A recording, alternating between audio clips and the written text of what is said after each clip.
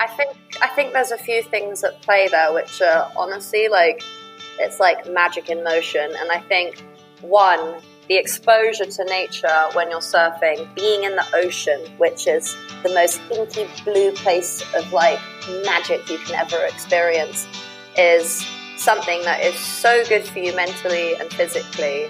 I mean, there's studies about this, obviously.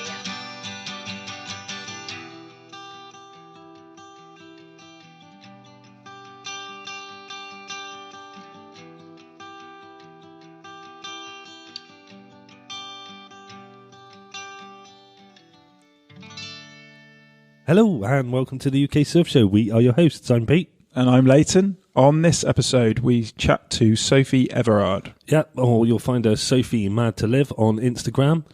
Yeah, so she's really cool. She's a proper badass surf chick, isn't she? Yeah, she runs surf retreats in Portugal. Well, all over the world actually, but her main one's in Portugal. Yeah, she's done one in the UK as well. Yeah, she is ambassadors for charities. She works with brands. She is a journalist.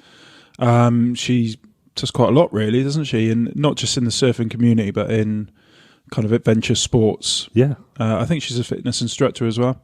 Yeah, very busy, high energy. She was great. Yeah, took us ages to get her on here. Yeah, it did. Yeah, we've been trying to get Sophie on for a while now, but obviously she's really busy, so it's difficult to get her on. So schedules didn't work, but finally got it done. Yeah, I'm really pleased she came on. She was good. Yeah, here you go. Okay, so my name is Sophie Everard, also sometimes known by my pseudonym Sophie Madtolive, which is what a lot of people call me. But I'm the founder of a brand called Madtolive, which includes Madtolive retreats, which are women's surf and adventure retreats around the world. And I'm a journalist. And so right now, many of us are having an unusual year. I've kind of been taking it easy and hunkering down in my home out in Portugal and just writing a lot and surfing and kind of plotting what I can hopefully pick up with next year with my awesome brand, Madtolive Retreats. Yeah, so I suppose this has been quite a difficult year for you then, really, with travel restrictions and the COVID thing. Yeah. So have you managed to cope okay? Yeah, to be honest, I've been running my own business for the last 5 years, and before that, I've always worked in the action sport industry, whether that's for brands in marketing and PR, or agencies and for publishing businesses. So always worked within the industry for the last 14 years, and doing my own brand for the last 5 years was absolutely the most incredible journey, but also exhausting. So whilst it's like this double-edged sword of, 2020 has really been horrifying in so many ways, I did need to take a step back and just almost have a semi-sabbatical so I could just get my energy back after the wildness of the last 5 years, which, it was comprised endless travel. So that's not just running my trips, that's also being a journalist and also producing content under my Madtolive company. So yeah, I've been good. I've been hunkering down at home in Portugal, doing plenty of writing for the different outlets I work for. And whilst I miss running my retreats because they are just they're really wild. They're really, really good fun. And though I miss that energy, it's been good to kind of have a break, take stock and just appreciate the small things that are, great in life. Yeah, I think a lot of people have felt like that. A lot of people have felt like it's been a very needed break. I know there's a lot of bad stuff's happened as well, but a lot of people we've spoken to have felt that need for a break, and they've been able to put everything in order and, do all their sort of admin work and everything like that. And now everyone's sort of back fresh, raring to go again. Yeah, absolutely. I feel like I am someone who I would describe as having kind of maybe inhuman amounts of energy. And I have a number two who works for me, Lucy, who's currently stuck in America. She's an American, and she's always like, God damn it, you're an animal. And I'm like, I'll take that as a compliment. But yeah, I think I did kind of hit a wall last year because there's only so much that you can really do. And I was just traveling like a nutter, and as well as doing Madtolive retreats, I have a few other things going on under my brand. And I really needed to just chill out and basically like not be in an airport every single week as well. And it's enabled me to actually focus on other parts of my business, which I find, which might be the most important parts, which is like the different charitable endeavors that we work with. And just like, yeah, taking a step back, enjoying life, being able to surf with friends. I'm lucky that my family live out here. So, or some of them do. We're kind of spread around the world, but my mum's here. So at least I've been able to keep my eye on her and yeah, just enjoy some busy Portuguese waves. Yeah, nice. So your Madtolive retreats, and that's the main thing I kind of notice you on Instagram first of all because of that. It just looks like a really cool thing because it is, you know, women only retreats, isn't it? Yeah. And it's not all about surfing. It is. You do so much stuff in, how long is it? Like a week, is it? 7 days? Or? They're a week. Some of them used to be 10 days. But yeah, so I love to surf, but I'm also like a massive advocate of just outdoor sports in general. And on top of that, so that's like 1/3 of it is like, you know, being exposed to outdoor sports and how fantastic they are for your mental and physical well-being. 2, bonding with other women from all different kind of walks of life. I have had every kind of personality trait you could imagine come on these camps. Women from all sorts of backgrounds all around the world, from Syria to Australia, New Zealand to Ireland, to Canada, America, the UK, France, Cyprus, Hungary. I mean, we're really proud of them. We get to meet some absolutely freaking cool chicks. Yeah, definitely. So the sports basically, like, I run the retreats in countries that I've had a massive tie to, whether, to be honest, I've lived in most of them. So Portugal's our home retreat, and Portugal I've lived in on and off since I was a teenager, although we've had our family house here since I was tiny, like 3 years old. And then Costa Rica, where I've lived and where my surf coach is, Morocco, and then I've done one in England before, which I'd also like to continue with at some point.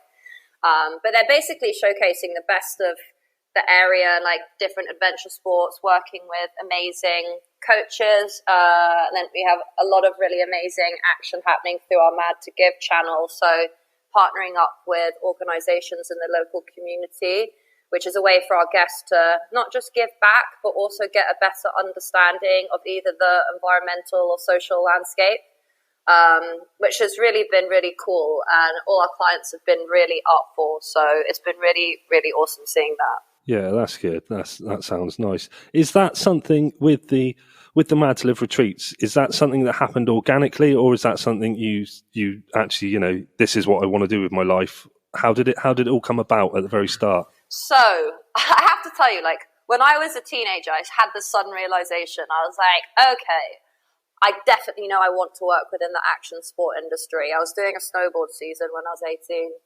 And I got to work on a couple of live events, which I loved. And I thought, dang, I was like, this is it. You know, this is the industry that really I feel very energized by. So that was it. And I went to study university, and then I started working within marketing pretty much immediately, and publishing and sales initially.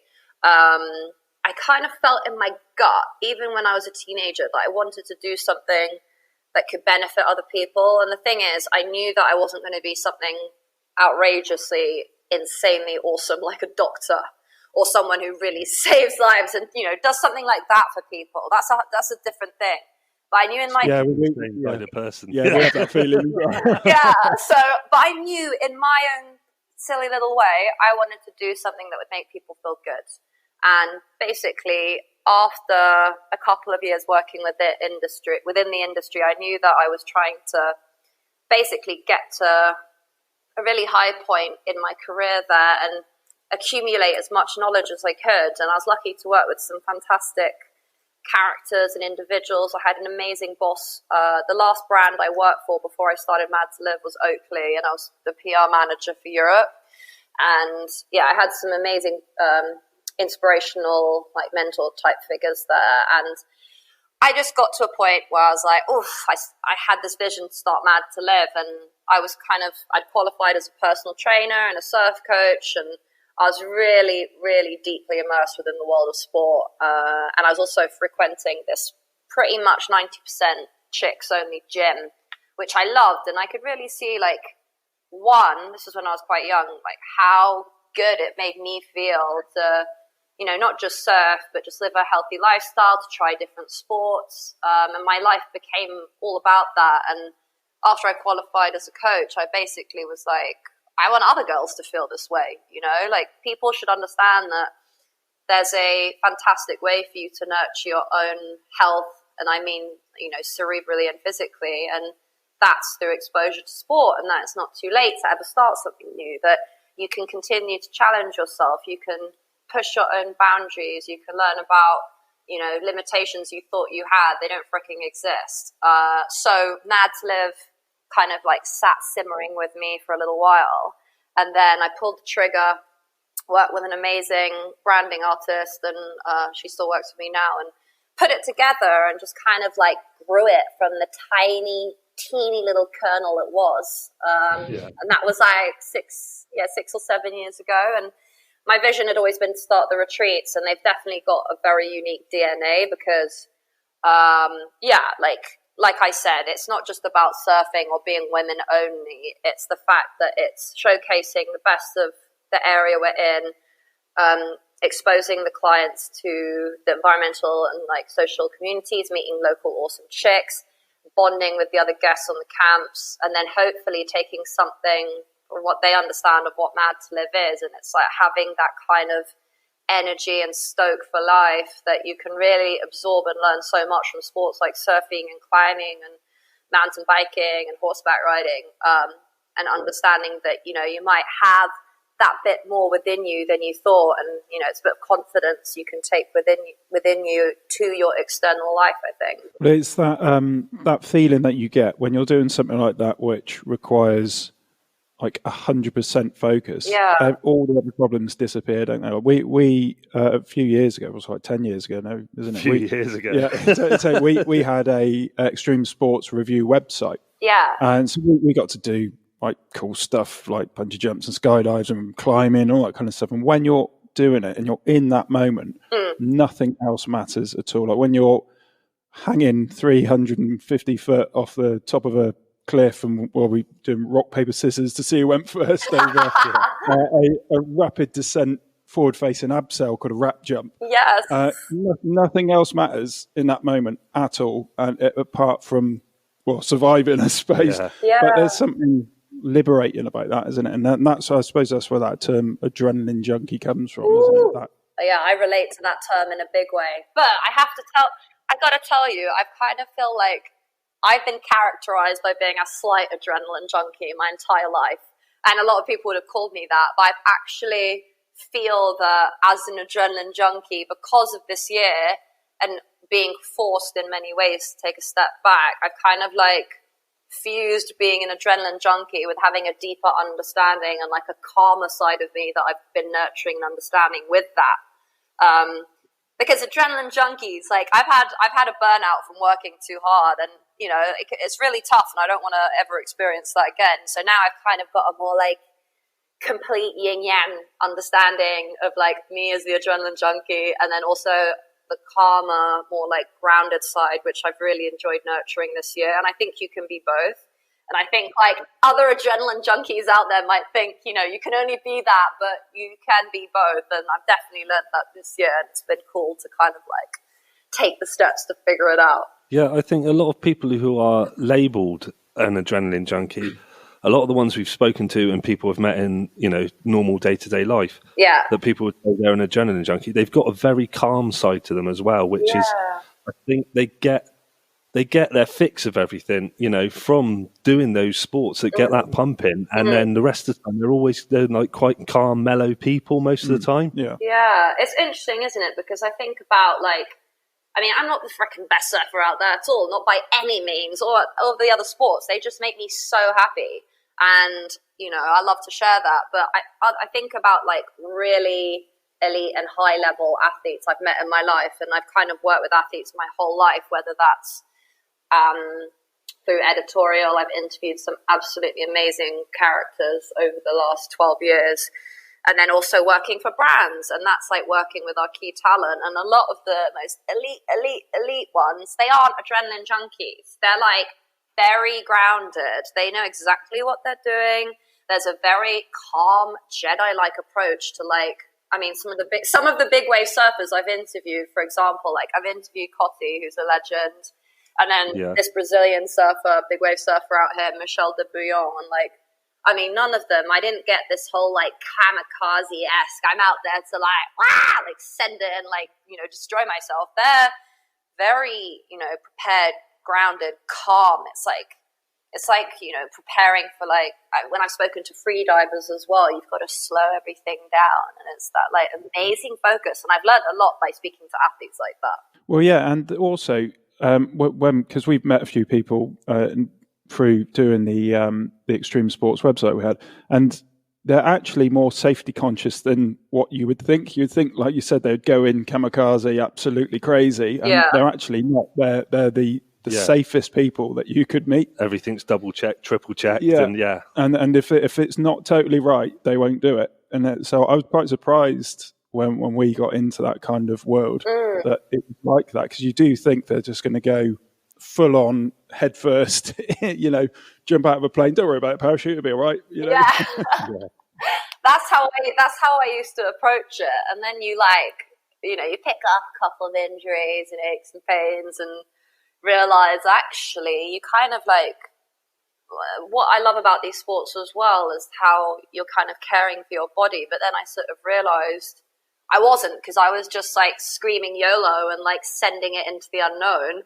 And now this year I've really been nurturing and caring and doing the inside that you need so much of as well, because a lot of these sports, even if you're just sort of cruising on, mellow waves, surfing, even if you're out in the water for an hour or two, that's still quite intense for your body, especially, up back and the neck, and you need to balance it out. So I've definitely been picking that up. And when I speak to these guys, it's cool to kind of get that insight that they're not just balls to the wall nutters. Although some of them have got a touch of that. And I think it is really rad when you meet athletes like that and you're like, oh my God, freaking it. If you're mental, but I really dig it.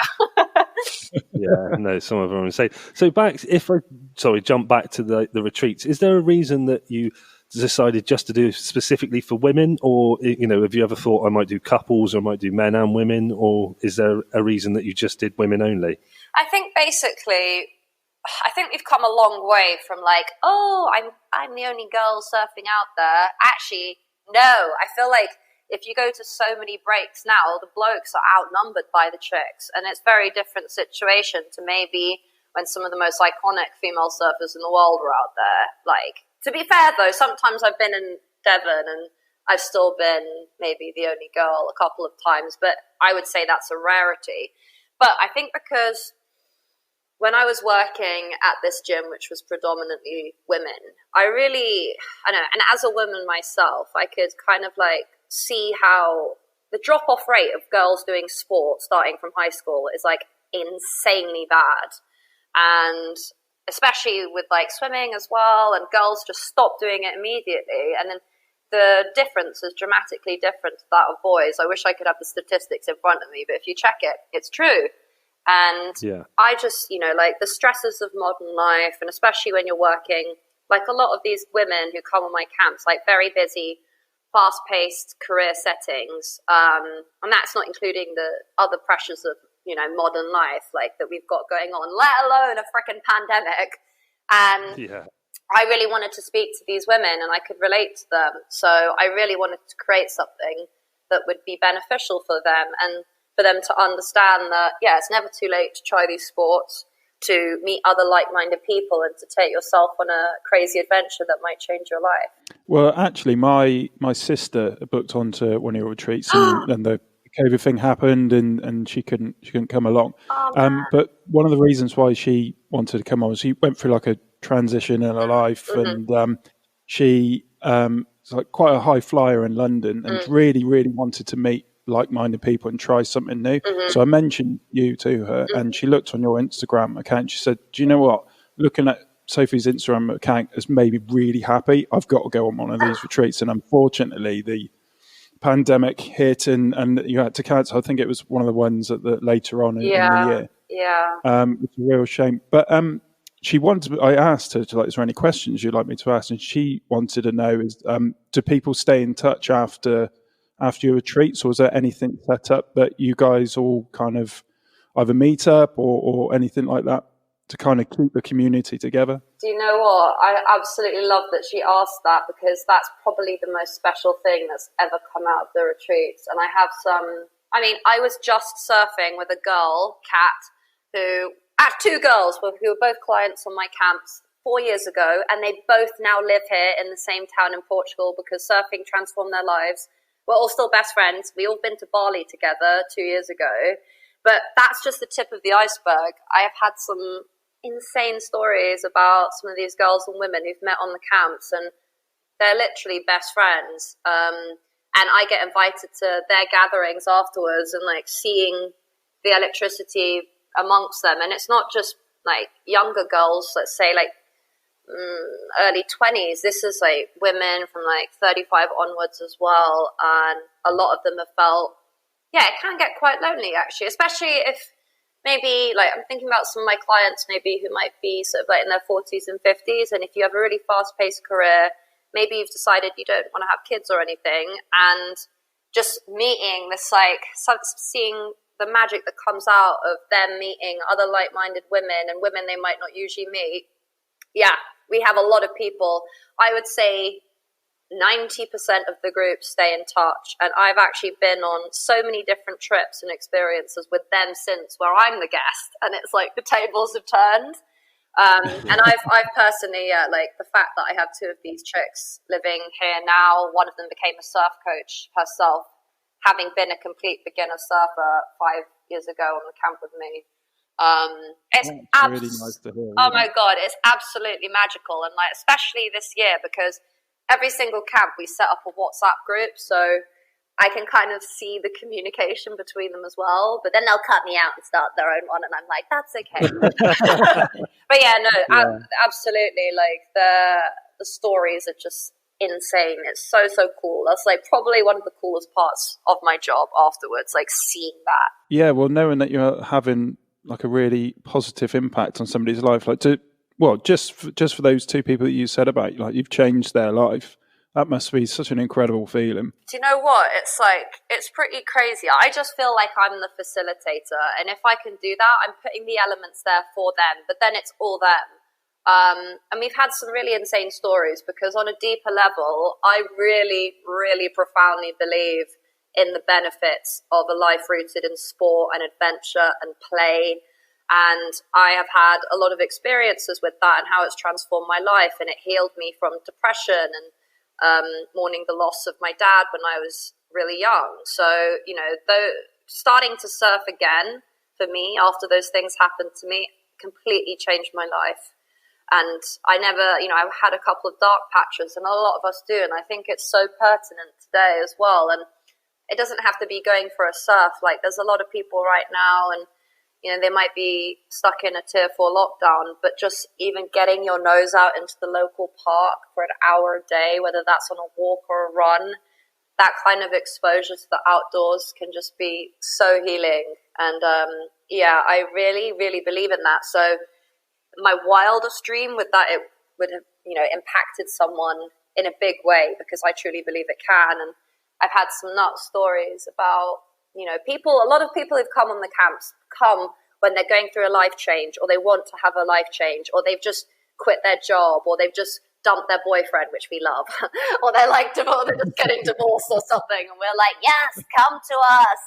And they're looking for their tribe, and anyone can be in the tribe. It's not like, I don't know, I feel like sometimes things can be really cliquey. And like I said, we have girls and women from all sorts of walks of life.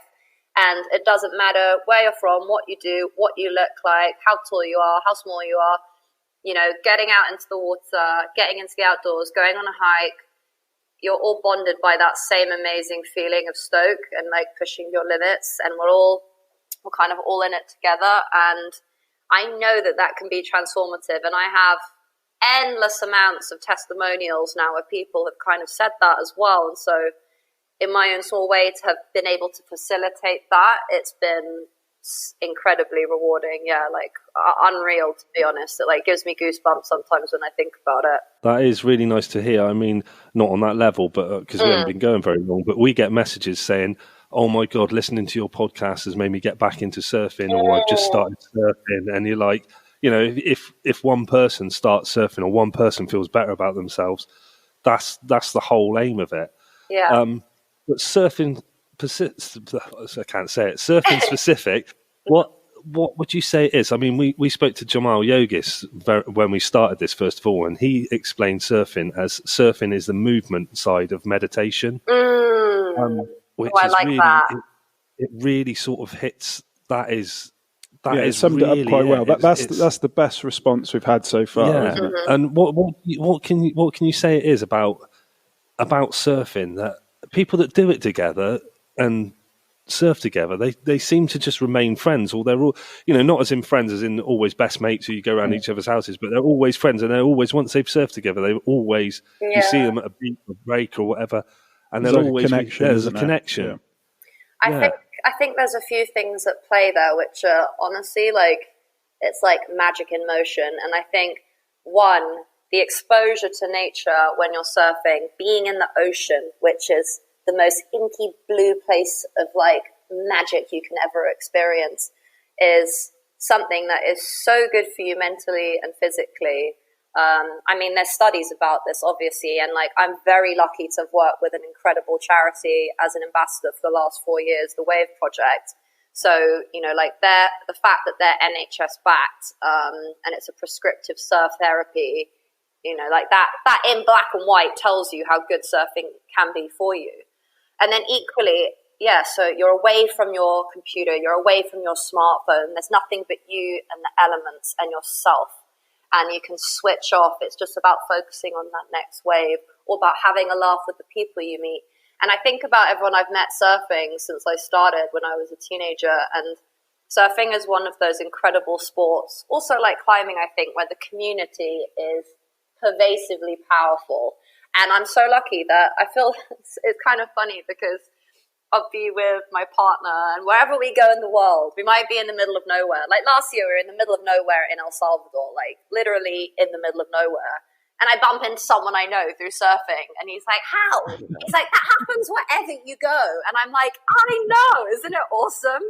And it's because you're jacked up on just like happy endorphins and you feel good in the water. But don't get me wrong, I've had moments where I've been crying in the surf because I've had my ass handed to me or it's not going my way. You know, it's a hard sport. But by the large, you're feeling good things. And when you're bonded with other people on the same frequency, feeling that's an immediate connection to those people. And it's something that is really, really strong, I think. So it powerfully bonds you. And then those bonds can just trickle around the world. So like me, other people who surf, wherever you go, you'll just, you know, you'll either find a friend straight away when you paddle out, because people tend to be, by the large, quite happy. Although there's a few grouchy characters, but there are in everything. And you'll always be able to like have these mates, and you know, sometimes you'll need them. I travel so much, and it's cool to know that you can like call up a buddy and be like, "Hey, can you meet me for a beer here? Like, let's meet for a surf." And I think surfing is one of those wholly unique sports that does that. Yeah, well, that kind of leads us quite well into your charity stuff that you do. So the Wave Project we've been following for quite a while now. Yeah. We're desperately trying to get them on, and we're having conversations and stuff. But how did you get involved? I know you're ambassador, and there's a few other people as well that are ambassadors as well. But how did you get involved? So a couple of years ago, I wanted to run a fundraiser for the Wave Project. I was conscious of their incredible work. I'd seen it within media. I'd spoken to some people who'd worked for them. And when I was doing my surf coaching qualifications, there were a couple of people on my course who already were working with the Wave Project. So the more and more I found out about these guys, and basically I thought their mentality is exactly the same as mine and what they believe. And it's incredibly imperative as well, reaching out to like the younger generation and people suffering from kids suffering from anxiety and depression. And having experienced that myself, I really wanted to be able to speak to younger people and kind of like let them know that surfing is there. Surfing can offer this profound healing. So I reached out to them and connected with the CEO, Joe, and we went for a coffee, and I said, I want to do this event, fundraising for you guys, but I'd also like to explore a deeper partnership. Like, what can I do? And then it kind of just snowballed from then. And honestly, it's been an incredible 4 years. And I kind of like feel that the word ambassador could be used quite loosely. Like, you see that like flung across Instagram. Oh, I'm a ambassador to a tea detox company or whatever. Not to talk crap about them. Whatever. Tea companies are awesome. Less detox companies, but yeah. So it really spiraled from them. We had the first event, which normally I would host every year. It's called Madtolive. You guys have to come to the next one. It's like it's rock and roll as heck, but and also fundraisers for them. So yeah, in my capacity as an ambassador for the Wave Project, I've worked on different fundraising initiatives. So last year I was the face of a fitness campaign for a company called Sweaty Betty with one of my best mates, and I got to design a t-shirt which was sold directly through them, and that raised funds for 100 kids to access the surf therapy program at the Wave Project. And then I've been a spokesperson. I hosted their annual awards. I've worked on like content creation with them, so it really adapts. But I've worked so closely with Joe Taylor, the CEO, and then I got my buddy Victoria Pendleton, who's a former Team GB athlete and Olympic gold medalist, on board, and she's now the patron. So together we've been to surf coaching days and taught the kids, and it's been amazing for both of us because she also sort of has a similar story with like me, like how surfing really transformed her life.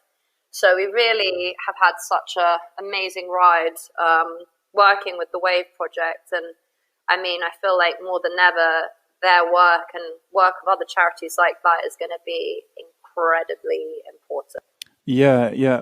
So did you meet Victoria on one of your retreats? Did she come to one of your retreats? Or actually, we met a way long time before that. It was when I was at Oakley and I was looking after women's marketing, and she was our main female athlete. And basically I was working on this campaign that I put together and made her the face of. And then literally the second we met, we were like, hello. Like, when you just know you're going to be best mates with someone. We got on like a house on fire. And then after I left Oakley, yeah, she came on a couple of trips, but we've traveled like a ton together as well. And yeah, she's like one of my ride or dies, like big ups. Oh, nice. I suppose you haven't got to see her much recently because of this stuff. That's a shame. It sucks. I was just FaceTiming her this morning, and like I miss my friends so much. It's kind of got to that point where it's really hard when you don't get to see your loved ones. And my family, my sister lives in Asia between Bali and Singapore, and I haven't seen her for like the whole year. And it is devastating. And more than ever, I really rely on like keeping myself on the straight and narrow, but making sure I take care of my mental and physical health and my well-being by like going for a surf or just having a calming hike out into the cliffs and like seeing a sunset. These are moments while, even though the world can seem like, and it is in many respects, like in a tumultuous state, and it can be very scary and very alarming, but I think if you just allow yourself those moments, they can really reground you and also make you smile. And like, we need those little smiles in life right now. Yeah, people need to remember to kind of force herself to go out and do that, don't they? Because it's very easy to get in a rut and get up. Not some people are working from home, stay in their pajamas all day, go to bed, and then it just gets this never-ending cycle. And then, but you do need that, don't you? There is definitely something within nature that heals you. People just need to remember that, don't they? And get out there and experience it. Yeah, and I think about like the first lockdown. I was actually in the UK in March, April, and May, and basically like we were only allowed out for like an hour a day, right? And I will not forget how magical that hour felt, how much it meant to me, and how good it made me feel, and how much local magic I found with surrounding the immediate place of where I was that I had no idea that was there. And like I think it can be tough when you just want to marinate in your PJs and you're lacking the motivation, but motivation can come from many places. And I think if you just like take that one little step, it's kind of like a small step, but it can feel like Everest, especially if you're stuck in a rut. But you'll feel such a sense of pride that you've done it. And then obviously after you've headed outside or done a little hour of something you love to do, like a sport you really love, or just even a gentle walk, you will feel better for it. And just, it is meditative and cathartic. And I think people need to understand that there's this like tonic and balm there, which, you know, can be intensely rewarding for you to do. Yeah, I think it's one of those things where, with the way everything is at the moment, people, when they start talking about it and how bad it's been, everyone sort of pulls back a little bit, because we're aware there's people out there that, you know, have lost loved ones and people they know have died from it and stuff like that. But at the same time, it has been crap for absolutely everybody for so long, and it is like the first lockdown. I was all right. I was like, you know, I kept myself busy and everything. The second one that's come round, I felt myself starting to go a little bit insane. Like, with things, like, focusing on things that, you know, I wouldn't normally focus on, or, you know, things like that. But what people got to remember is getting outside and enjoying yourself is free. And it's there on your doorstep, and you can go out and you can do it. And I was listening to the radio today, and there was a guy saying about what he does, and he did this really cool thing. So he goes out every single day for a walk, no matter what, rain or sunshine, whatever, he'll go out walking. But what he says he does when he's out is, he said, he looks up. He said he walks around and looks up, and he said when you look up and you don't see any of the crap that's going on around you, he said it really does help. And so I'm going to start doing that now, just looking up when you're out. That sounds like a really cool, easy thing to do. That's probably why I enjoy surfing, because I spend most of the time on my back looking up at the sky. But he's right. Like, it's, you know, you guys are right. It's free to do that. And I think, you know, there's a lot of sports maybe that do involve money, but things like going out for a walk and like looking up, exactly. I think so many of us are looking down. And whenever I'm in London, maybe not London 2020, but let's say London pre-2020, or any city, I'm just like struck by people looking down, especially on their phones. You know, it's like this, everyone seems to be doing it. 90% of people I see walking around, and it's incredible what happens if you just like lift your gaze, take a big sniff of like the delicious fresh air wherever you're at, and you know, like take a few seconds to reset. Yeah, definitely. Just So I know you've got another charity you're involved with as well. Is this one that you've started in Morocco? So I didn't start this charity, but similar to the Wave Project, I basically, having spent 4 years running retreats in Morocco and having lived there either side of them for some time and really immersing ourselves into the local community, we've worked with a really cool women's collective there before, and the girls always go to meet them, and we have an awesome day hanging out and like learning about local cultures and their work they do with botanical herbs. But I said to myself, I was like, I want to find a partner out there so, you know, we can get a deeper understanding of the local girls community there, and also how can we give back to them? How can we support them? So fortunately, a dear friend of mine, Sophie, who works with me on the camps, he was on the board of this charity, Amstermoon, and he said, oh, I've got the perfect charity. So the charity is based in the very small town in Morocco, Aouir, also known as Banana Village, which many surfers will know. Tiny, teeny little town, kind of like must stop next to Tagazout for a lot of people on their surf odysseys in Morocco. So I got speaking with Brooke, who is working at the top of it, so the manager, and just really got an understanding of, it's tricky for girls out there just to even like do sports. There's a lot of cultural differences and different cultural barriers as well about like times when they can do it, obviously what they can wear, but you know, these girls are just jazzed. They want to go surfing and they want to go hiking and they want to go skating. So once we'd spent some time talking about the charity, figuring out what we can do, this was earlier in the year, COVID then hit, boom. And obviously the needs of the local community changed.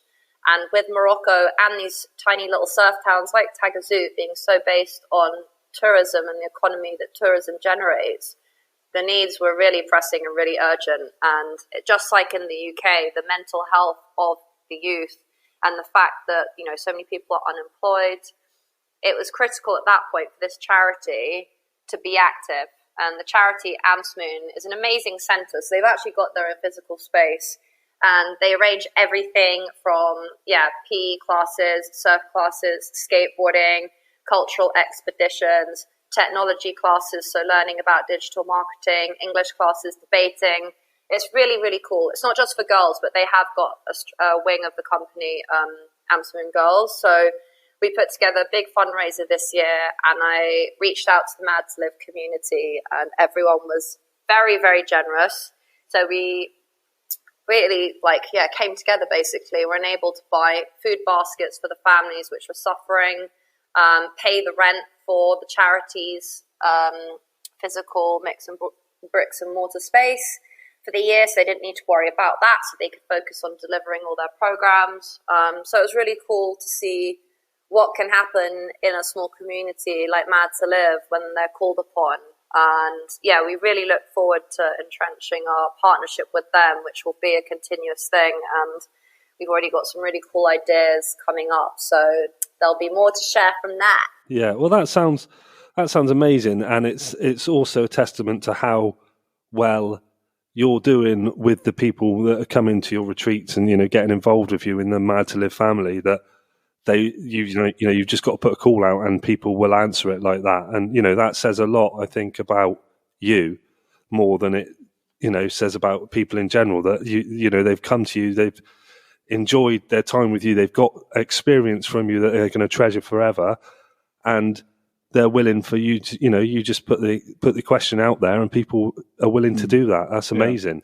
And I've been to Tagazout myself, and it's, it's quite a poor area, really, isn't it, around there? And like you said, they rely on tourism and stuff. So, I know when we were there, you're right. You don't really see many women around in the day, do you? They're just not there. Like you said, it's a cultural thing, isn't it? So, how would the charity help with that? Do you think, or do you think it's changing now? It's becoming a bit more, I don't know, like European feel. Like, so I know when we were, a lot of Morocco is still like the basic long drop toilets, isn't it? But in Tagazout, it's now turned into like European toilets. It was like a godsend when we were there. Oh my God, No, they're like, I have some badass local Moroccan girlfriends. So I'm thinking about my girlfriends out there, like Wafa, who's it's like semi-pro skateboarder out there, who is so cool.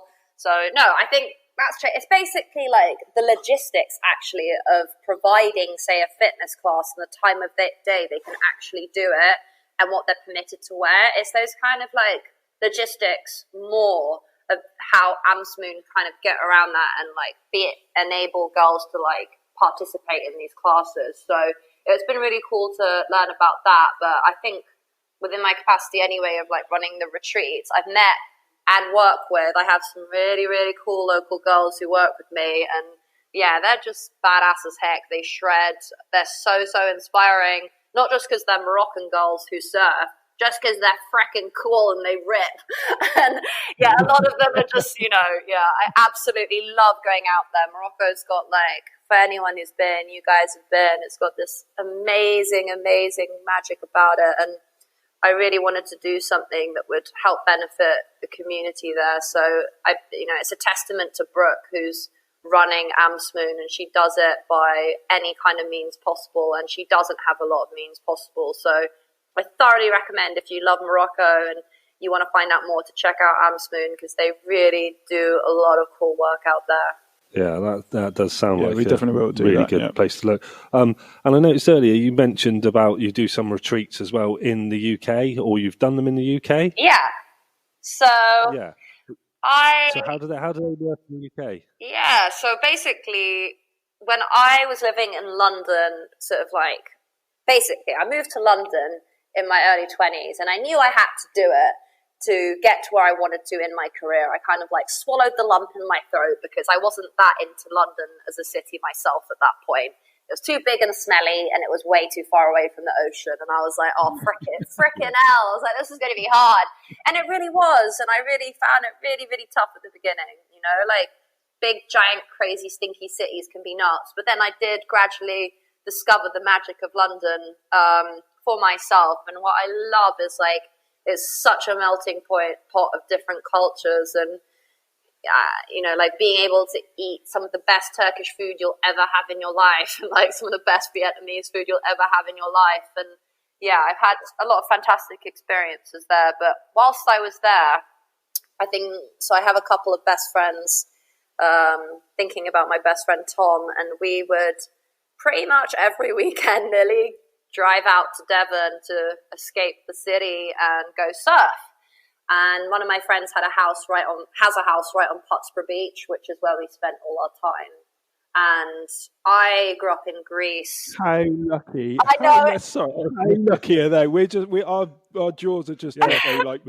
I can't even explain how insane his place is. It's ridiculous.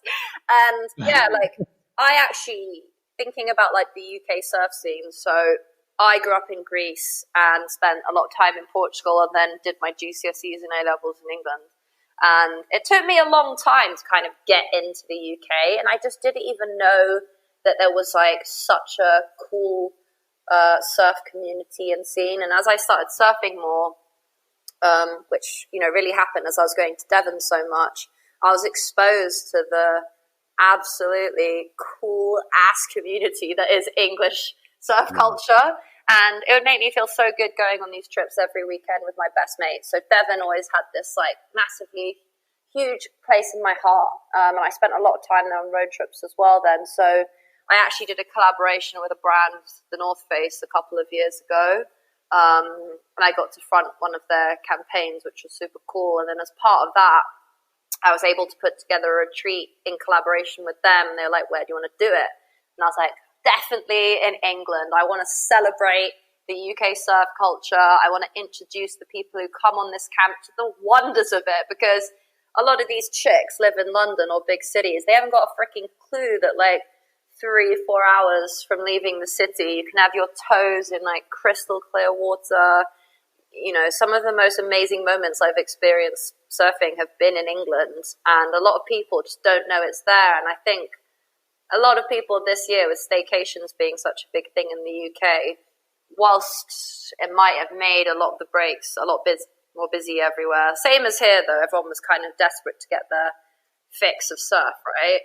But the UK is home to some, absolutely amazing surf breaks. The culture is one of a kind. I absolutely love having those misty, like red and dark sky night surfs in the middle of winter in Devon, and then you get out and you head to the local pub and the fire's roaring and you might get a mulled cider.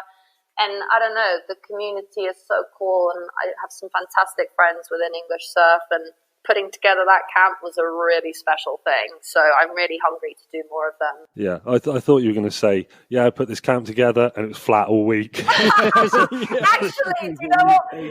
One of the days we surfed, the first day, I actually couldn't have like dreamed a better situation.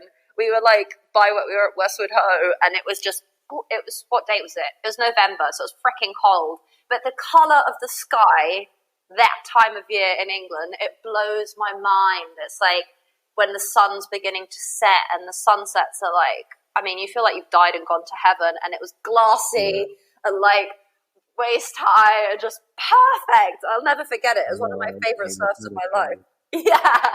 And then we went, and then really nice to hear, actually, because I know people listening to this podcast who will know of you and that you surf around the world and that kind of stuff. For you to say one of the best surfs of your life was in Westwood Ho in North Devon, in the UK, that's going to really resonate with a lot of people. They'll be so happy about that, because you always think, grass is always greener, I suppose, don't you? That's because you haven't been over there to fuck it up yet. But no, it honestly was. It honestly was. And I feel like, so many of us, another thing I've learned this year is like we're all searching and hungry for it. And travel is fantastic. And there's so many benefits to experiencing travel. But often when you just like take a closer look at your own doorstep, you will be massively surprised at what's hiding around the corner. And one of my favorite surfs ever was that day. And I'll never forget the color of the sky. I'll never forget drinking a hot toddy afterwards, and just like with my frosty little face and like looking at the glassy peelers coming in and how it made me feel. And I remember how it feels perfectly because as soon as I think about it, like floods through me. And those are the type of surfs that just like I treasure in my little like mental bank in my brain, and I'll always can go to and travel to in my head if I need something to cheer me up. Well, that actually leads me to a question that we ask a lot of people, and it's a surprisingly difficult one. If you could only surf one place for the rest of your life, where would it be? Anywhere in the world? No. I can't. No, I don't like that. That's not fair. Okay, basically, I don't want to sound like an ass because I've just been like citing the virtues of English surf, but I think because I've lived quite an international life, so I've surfed a couple of spots that are really amazing, and it would probably be. It might be my local break. It's such a hard question. Oh God. Yeah. No, it might be my local break in Portugal because it's where I learned to surf. I have a lot of really, really personal memories of like being there with my family and my dad, and it just feels like home, you know. And I think people always probably say their home break. And then a close runner-up would probably be a spot in Costa Rica I love. Where I'd go with my surf coach, who's kind of like a second father figure to me, and he's taught me pretty much everything I know about surfing. And I had a couple of really special moments with him at this spot, and it was like, I mean, you have to pinch yourself because it's that beautiful. You're like, is this real life? And that's why surfing is so incredible, because you're exposed to these moments and situations that you have to pinch yourself. And it might be in Westwood Ho, it might be in Costa Rica, but you'll have that kind of same feeling and you'll pinch yourself and just be like, how magical is this? And yeah, you can always travel there in your head when you need that little pick-me-up and just remember. Yeah, absolutely. Yeah, we've had a few of those in like Westwood Ho where we've had like some real special days and in Saunton and stuff like that. It's the evening sunset sunset. There's just nothing else like it in the world. I was going to say Costa Rica. That is actually one of the reasons we started a podcast. Was there was a podcast from Costa Rica, some surf. Yeah, it was an English guy and an American guy, and they surf in Costa Rica, and they would spin this wheel of surf. It only ran for a year. They had a budget for a year, and wherever this wheel landed on, they would go and surf in that country. And they came to the UK, and the American guy had just never seen anything like it in his life. He said it's absolutely bloody freezing, and these crazy people are going in the water in these. He didn't even know of 5 mil wetsuits, you know. He said to some bloke about how cold it was. He's like, it's October, mate. It's bloody boiling. It's like, this is great water. That got us thinking. And at that time, then there wasn't any UK podcast, like it's surfing podcast that we knew of, and we looked for them. We couldn't find anything, so we thought, we'll start one up, you know. But it's really nice to hear you say about the UK surf culture being a one-off, and this is the reason why we've started it, isn't it? Because we feel exactly the same. And since this has been going, there's been like a lot of love about it, and now we're kind of immersed in it a bit more, and we get to connect with people like yourself and all that, and everybody just loves it so much. It's really, really nice to hear.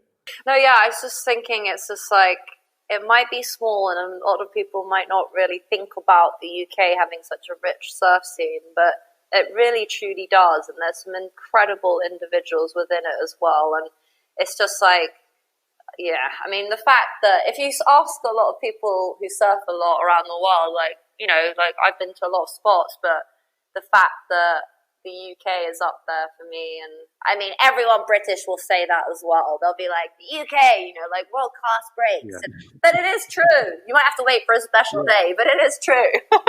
I think that's why it's more special, because when those special days aren't every day or they're not every week, so when they come, they're so cherished. I think that's part of the reason why UK surfing is so special. Yeah, totally agree. I actually have the time that we did the North Face camp, I had my number 2 Lucy with me, who's American from Rhode Island, like I said before, and she was like, my God, she's just used to surfing like tropical breaks recently.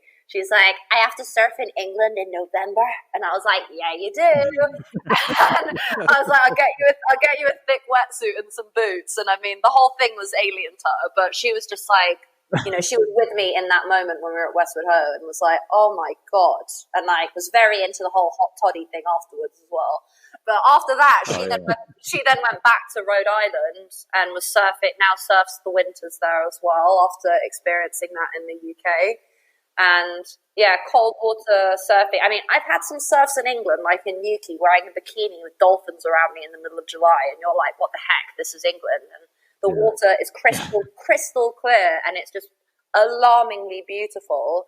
And then also like having the other side of that, the richness of cold water surfing and the culture there. And I've worked quite closely with the brand Finisterre over the years, and different interviews and different stories I've written about them. And, I think they really personify British surf culture so well too. And like the way they showcase it on like an international level is absolutely awesome. And the UK's got some incredible like sporting talent, and I think it's so cool now that surfing is in the Olympics, and be able to see what the British athletes can do on that stage. Because when it happened with snow sports like snowboarding, I mean, we came home with like 2 medals, yo. So who knows what could happen with surfing? Yeah, well, we've got the wave that's just down the road from us now. The wave pool that's opened up, and that place is absolutely amazing. Yes. And you see people, if people are going through that and they're going to be practicing, they're going to be another level completely. Yeah, definitely. Totally. Right, I got one more question for you, which is also a question that I like to ask a lot. If you could go back to the start when you started all of this off, what would you do differently? Do you think there's anything you'd do differently? Ooh, okay. Honestly, there isn't much I would do differently, because I'm quite content and happy with the journey of it so far. But the only thing I would do differently, and I think a lot of like entrepreneurs out there who run their own businesses, it's very hard to get balances correct in your life between personal life and work. And I would say just like having a bit of having a better understanding that those balances are critical. And anyone who starts a business will know you put your life and soul and blood and sweat and tears into it. And that's why it means so much to you as well. And that's why when I get these stories from women who've had impactful experiences, or I get to work with charities like the Wave Project or Amstermoon, it means so much to me, because I started the brand on just like this teeny tiny idea, and to be able to get to share those experiences with people is phenomenal. And I would just say, make sure you try and carve out that personal time for yourself so you can reflect and absorb. And it's not just like a non-stop wild ride. You want to be able to really absorb everything that's going on. So carve out that time. That's the only thing I would do differently. Yeah, that's great. So just before we go, do you want to tell everybody where's best to find you and your Instagram account and all that kind of stuff? Absolutely. So people can always find me on my Instagram, which is Sophie Madtolive. Pretty easy to remember, I always think. Some people read it as Sophie Madtolive, which I also think is hilarious because I love olives. But no, it's Sophie Madtolive. And you can check out the homepage, which includes all the details on the retreats and also all my editorial work and published work. Everything around Madtolive, which is www.wearemadtolive.com. Excellent. Well, thanks for your time today, Sophie. I really hope the retreats are back on soon, and people can come on to them because it looks really cool. So thank you. Thanks for your time. Thank you so much. It's so great to chat to you guys, and yeah, congrats on launching this podcast. You're right, UK needed an awesome podcast, and it didn't have one. So yeah, thank you so much for having me as a guest. It's been really cool. And thanks for that, Sophie. That was great. Yeah, really good. Said that at the same time. Yeah, brilliant. It was really good fun, that one. I really enjoyed it. And she was coming to us from Portugal. She just got back from a surf. Yeah. So yeah, it looks like I've seen like some of her pictures on Instagram of today's surf, and it just looks beautiful over there. Yeah, but like to come back from a surf with that much energy, is like. I come back from this. I just want to go to sleep. Yeah. Just want to eat and sleep. Yeah. Not speak to idiots over the internet for an hour. No. Yeah. But I do really like the fact that she said one of her best surfs was in Westwood Ho in the UK. Yeah, me too. That's really nice to hear that, isn't it? Because like she's kind of international and serves around the planet.